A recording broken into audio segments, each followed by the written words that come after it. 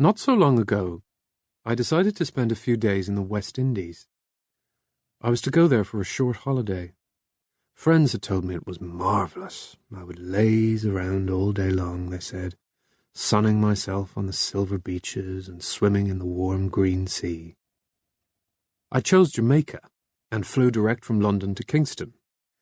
The drive from Kingston Airport to my hotel on the North Shore took 2 hours. My room in the hotel had a little balcony, and from there I could step straight down onto the beach. There were tall coconut palms growing all around, and every so often an enormous green nut the size of a football would fall out of the sky and drop with a thud on the sand. It was considered foolish to linger underneath a coconut palm, because if one of those things landed on your head, it would smash your skull. The Jamaican girl who came in to tidy my room told me that a wealthy American called Mr. Wasserman had met his end in precisely that manner only 2 months before. "You're joking," I said to her. "Not joking," she cried. "No, sir, I sees it happening with my very own eyes."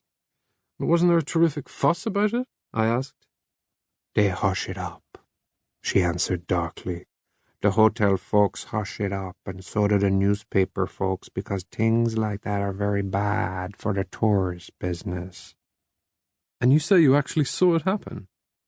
"I actually saw it happen," she said. "Mr. Wasserman, he's standing right under that very tree over there on the beach. He got his camera out, and he's pointing it at the sunset. It's a red sunset that evening, very pretty.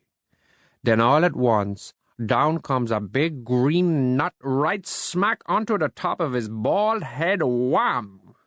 And that," she added with a touch of relish, "is the very last sunset Mr. Wasserman ever did see." "You mean it killed him instantly?" "I don't know about instantly," she said. "I remember the next thing that happens, the camera falls out of his hands onto the sand. Then his arms drop down to his sides and hang there. Then he starts swaying. He sways backward and forward several times, ever so gentle. And I'm standing there watching him, and I says to myself, the poor man's gone all dizzy and maybe he's going to faint any moment. Then very, very slowly, he keels right over, and down he goes." "Was he dead?"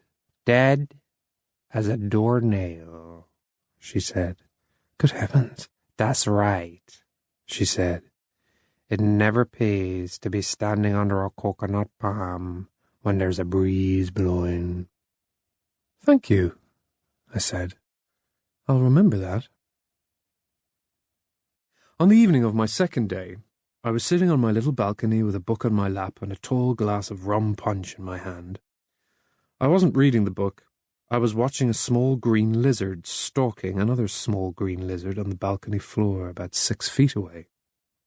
The stalking lizard was coming up on the other one from behind, moving forward very slowly and very cautiously, and when he came within reach, he flicked out a long tongue and touched the other one's tail.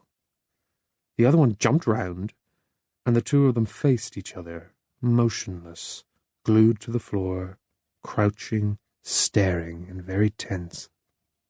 Then suddenly, they started doing a funny little hopping dance together. They hopped up in the air. They hopped backward. They hopped forward. They hopped sideways. They circled one another like 2 boxers, hopping and prancing and dancing all the time. It was a queer thing to watch, and I guess it was some sort of a courtship ritual they were going through. I kept very still, waiting to see what was going to happen next. But I never saw what happened next, because at that moment I became aware of a great commotion on the beach below. I glanced over and saw a crowd of people clustering around something at the water's edge.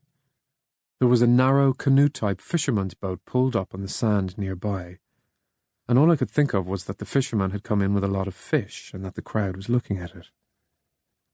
A haul of fish is something that has always fascinated me. I put my book aside and stood up. More people were trooping down from the hotel veranda and hurrying over the beach to join the crowd on the edge of the water. The men were wearing those frightful Bermuda shorts that come down to the knees, and their shirts were bilious with pinks and oranges and every other clashing colour you could think of. The women had better taste, and were dressed for the most part in pretty cotton dresses. Nearly everyone carried a drink in one hand. I picked up my own drink and stepped down from the balcony onto the beach. I made a little detour around the coconut palm under which Mr. Wasserman had supposedly met his end, and strode across the beautiful silvery sand to join the crowd. But it wasn't a haul of fish they were staring at. It was a turtle. An upside-down turtle lying on its back in the sand. But what a turtle it was! It was a giant, a mammoth. I had not thought it possible for a turtle to be as enormous as this. How can I describe its size? Had it been the right way up, I think a tall man could have sat on its back without his feet touching the ground. It was perhaps 5 feet long and 4 feet across, with a high domed shell of great beauty. The fisherman who had caught it had tipped it onto its back to stop it from getting away. There was also a thick rope tied around the middle of its shell, and one proud fisherman, slim and black and naked except for a small loincloth, stood a short way off holding the end of the rope with both hands.